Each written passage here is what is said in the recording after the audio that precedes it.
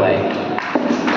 માણસ જન્મે એટલે પહેલો ગુરુ એનો માં, અને પછી એ શિક્ષક કે જે જ્ઞાન આપે. અને ભગવાન સુધી પહોંચવું, ભગવાન સુધી 4 માર્ગો પહોંચાડે. એક નામ, બીજું રૂપ, ત્રીજું લીલા અને ચોથું ધામ. આપણી પાસે નામ છે, એ છે વિષ્ણુ સહસ્ત્ર નામાવલી, જે આપણે અહીંયાથી મળી. રૂપ, રૂપનો અંબાર એટલે આપણો સાંઈ સદગુરુ સમર્થ સાંઈ. ત્રીજું એની લીલા, આપણે જે રસપાન કરીએ સાંઈ ચરિત્રનું, એ છે સાંઈની લીલા.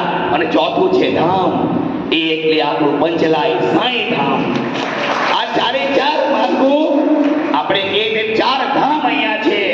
રૂપ, નામ, લીલા અને ધામ, આ 4 સંગમ એટલે આપણે કે સદગુરુના ચરણમાં 4 ધામ, એ 4 ધામ આપણા પંચલાયમાં મળ્યા છે.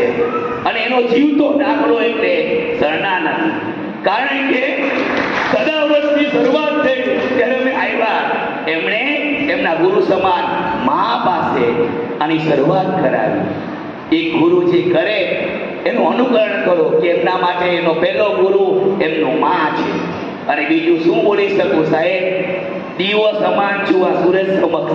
એટલે આટલો બોલવાનો મને 2 શબ્દ સાંભળ્યા, એ બદલ હું મારી જાતને ખૂબ ધન્યશાળી સમજુ. ઓમ સાહેબ.